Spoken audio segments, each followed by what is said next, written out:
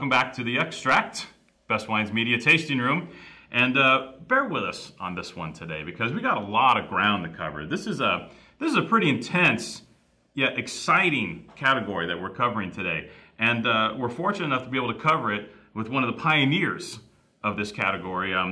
Not just pioneers, but you guys, there was nobody, right? It was you guys, basically, on the mountain. We're flashing his name across, Salvino Benanti, by the way, one of the greatest wine producers in Italy. Thank you. Thanks, Kyle.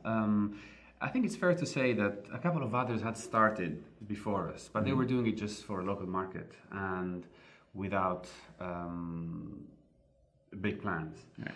My father, in the 80s, coming from a different job, and he decided that he would invest his fortune, and what was then an okay fortune, to try and come up with a very authentic, typical, honest Etna wine that could be presented to an international audience as well as an Italian audience and become a serious contender for place near the top of Italian wineries.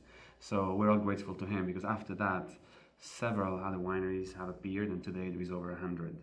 But we like to say that we were there since the very beginning when there was only a handful of wineries, and we're very happy to still be recognized as the ones that have risked it all to create global notoriety for our appellation. What attracted your dad to Etna? Was it just because it's the home team? Was it just because, Sicilian pride, Etna pride, let's do this? Or did he, see something in the soils? Or was it a combination of factors? Two things. First, he could have been one of your typical customers. He likes wine. Yeah. My family moved to Etna from the northern city of Bologna in 1734. So we've been there for about 300 years. So we landed on Etna several centuries ago. So there's always been a connection to the place. My father had to go into other kind of studies because he was expected to do something bigger. So he studied as pharmacist. They developed an industrial company that produces pharmaceuticals, but that's another story. But really what he wanted to do is pursue a passion. So he's always been a wine lover. And he decided that he wanted to make his dream come true and produce wine on Etna. He knew the soil was good. He knew the grapes were good. For some reason, he didn't see any good Etna wine around, so he wanted to be the one to change things. And so it was pure love for wine and for his land, and then things just worked out quite nicely for him. I'm just trying to figure out, with such compelling wines being made from Etna right now, because it's obvious the area makes compelling wines. It's in the bottle. I'm just so curious as to how nobody was doing this before. Is the land difficult to farm? Is Nerello Mascalese a difficult grape? The reason is probably more simple than that, and it's that making wine, unfortunately, is costly. And then selling it implies skills and an audience to receive your message. Although the appellation dates back to the 60s and the rules on how to make Etna wines, therefore, are almost 50 years old, unfortunately, there was no market for it because nobody had found the time or the resources to travel the world and promote the wine. So those who were making wine, they were making it just for their personal consumption. So you just needed someone who was willing to take a risk. And my father was that person with the aid of some consultants because obviously he's not an enologist himself, although he has learned so much in the last 30 years. So definitely it was just a case of willingness to put one's eggs in a certain basket and go for it, and he did. The Nerello grape and the Caricante grapes that grow on Etna, there are two Nerellos, one which is definitely more known, Nerello Mascalese, and then the second Nerello, its cousin, Nerello Cappuccio. So it's two of them, and then the white grape is called Caricante. These grapes are not particularly challenging to work with. They're not the easiest, but if you start in the vineyard and then do a good job there and then work your way through the vinification, then you can achieve very good results. So I wouldn't say they're easy grapes, but if you work well, you can get a lot out of them. Do these grapes have their origins in Sicily? Are they related to another grape that came from somewhere else? Is there any Now, the answer differs depending on which grape we're talking about. The Caricante grape, the white grape, according to most commentators, is a local grape. It can only be found on Etna. Some have attempted to grow it within a few miles of Etna with okay results or good results, depending on the point of view.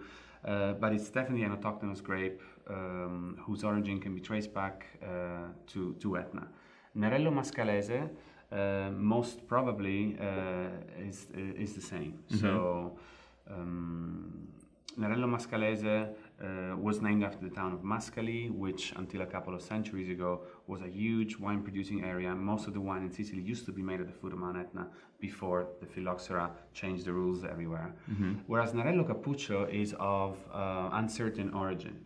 Some people believe that Nerello Cappuccio is found everywhere else in the world under different names. So it is not sure, and even the specialists that have written books on Etna or Italian native grapes have not been able to nail it and say Cappuccio is definitely an Etna grape. We know that it's present on Etna and that it delivers very good result with a volcanic soil to support the grape and cool climate above its head. But we're not sure that it was actually first born on Etna. We like to think of it as an autochthonous grape, and it's definitely part of the appellation. So Nerello Mascalese, Nerello Cappuccio, Etna Red, Etna Rosso, Caricante mostly, and a few other lesser grapes, Etna Bianco or Bianco Superiore, depending on what you're making. Got it. Okay. Did you get that? It's good stuff. The Pietra Marina, I want to talk about the Pietra Marina real quick, Salvino, because it's such a unique wine. And a lot of folks they don't know if the perception is Etna's a hot place, but there's elevation. Yeah. So how does that play into producing this, it's pretty amazing white wine? Pietra Marina was the very first wine we produced together with Provitello in the early 90s. My father, like I said, he went into winemaking to pursue a passion and did not really have an immediate need to make money. So he could afford to study and he could afford to experiment. So the Superiore sub-appellation refers to any Etna Bianco made with at least 80% Caricante on the eastern slope of the volcano. The eastern slope of the volcano faces the Mediterranean Sea, and that means that the sea breeze has a shortest distance to travel to actually meet the grapes. So we just get more of the sea breeze, and that's why there is a salty note in this wine. And also the morning sun, and maybe not so much of the afternoon and evening or late afternoon sun. So the weather there is very cool, hence we have high acidity, we have a lot of minerality coming from the soil, which we will talk about later if you would like me to, and salinity in the grape skin. So yes, dry wine with good acidity and a lot of minerality coming from some of the coolest part of the volcano. Yes, we're in Sicily, but we are at an elevation of over 3,000 feet, and therefore we harvest very late. We harvest no earlier than late October, and sometimes even well into the first week of November on very cool vintages, because we just have to wait for the grape to have enough sugar. We never have an issue with acidity. In fact, acidity is such that this wine must go through malolactic fermentation in order to reduce it. If I may add just something, when my father started making this wine with the aid of his enologist, he was not sure when he would release it.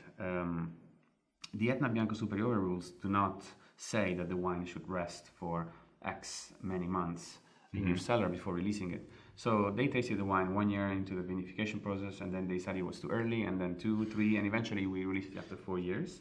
And that has been the case since then. So this is a wine that reaches your shelves 3.5 to 4 years after harvest. So without stating the obvious, well, I mean, I'm going to state the obvious. Obviously, the soils are volcanic. Duh. But what we were talking about earlier, there's different soil types on the volcano itself based on location, correct? Yes. What we have on Etna is obviously volcanic soil. Yeah, that's very obvious. We're on a volcano. But what has happened over the millennia is that the volcano has erupted thousands of times. On average, it erupts over 10 times a year still today. We no longer get those major eruptions with tons of lava being spilled all over. So lava does come out of the volcano, but usually tends to go down the same route and it cools off in a valley. So the benefits of the eruption these days are mostly the volcanic ashes being spilled in the air, and then they land on the soil, and they add more minerals.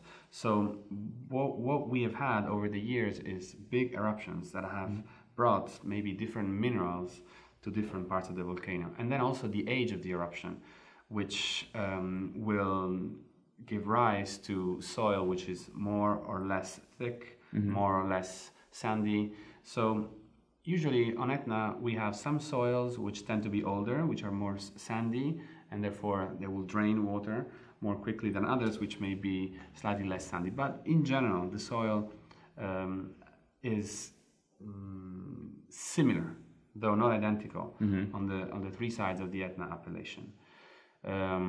I mean, is it a situation where you're growing grapes like in ash or in chunks of pumice and this type of deal, or at this juncture has it all settled in so that it's more like an actual soil? It is actually, it is an actual soil. Yeah. There is usually a thinner sandy layer on top, which is then followed by a rocky layer, which has big gaps, so the water really sinks through it, and then deep below there's like a floor of harder rock where the water just stops. So our vines, ours and others on Etna, they tend to develop very deep roots. First of all, the Etna appellation dictates that we have high density vineyards. So in any given hectare or acre, we must have a lot of vines. They must be about this far apart from one another. Wow. So they don't really develop horizontal roots because they will be meeting each other. Yep. And they're forced to develop deep roots to avoid competition and to find water that in the meantime has sunk deep below because of the weak nature of the soil. So we have what we call alberello, small trees, individual bushes. The ungrafted ones tend to be just randomly planted. The new ones are trained in rows, so you have wires running through that try and keep them more manageable. So alberelli, this big, producing maybe a pound of grape each, with very, very deep roots that go look for water and take up all of the minerals. Now, and let's talk about new. When you say new on Etna, how old are the new vines? We're looking at about 30 years of age. Well, new ones are appearing these days because there's a gold rush. I would not hesitate to define it as a gold rush. Yeah. Anybody who has money to spend is coming to Etna, buying an acre and trying to come up with wine. But I think they're going to have a hard time because you do need to be a little bit more consistent. Especially not only you must make the wine, but then you must also make sure that you make it every year, a good degree of quality, and then travel the world to talk about the wine. Otherwise, it will not be in anybody's radar screen. Right. So our grapes tend to be, our vines tend to be of about 30 years, the young ones, and then we have some that are ungrafted that we make Serra della Contessa from, Pietra Marina, Rovitello, and those may be as old as 100 years of age. Nobody has really taken out a vine and counted the rings, but they've definitely been around from before the phylloxera struck. So basically, they may be as old as 100 years of age. Very, very thick, very low yield. Some of these grow almost horizontally because they don't have like a chestnut pole tied that they can be tied to guide them in their growth. So some are just growing horizontally. The grapes almost touch the soil, which is an issue when you have animals that come and try and eat the berries like rabbits. So quite picturesque to see. You walk through these vineyards, and the vineyards don't even reach your waist. Very, very small vines, and you have to go and look for the grape underneath. But then the quality of that grape is really amazing because that one vine has gone through decades of experience to feed that grape.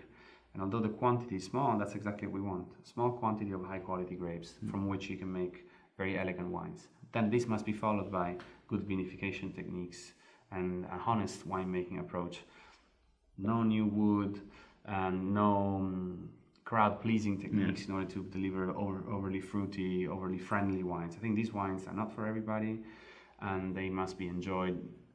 Before one tastes them, they should do a little research, understand where they come from, so they can match. There can be consistency between what's in their imagination and what they find in the glass. Earthy, volcanic, mineral wines. Well, I was going to say, before we finish up, I would love for you just to describe to folks kind of like the character of a classic Nerello Mascalese based wine? What is the character of the grape? What are they getting in their glass stylistically? They're getting soil, they're getting minerals. Nerello Mascalese is a grape which tends to have distinct acidity and quite a remarkable tannic profile.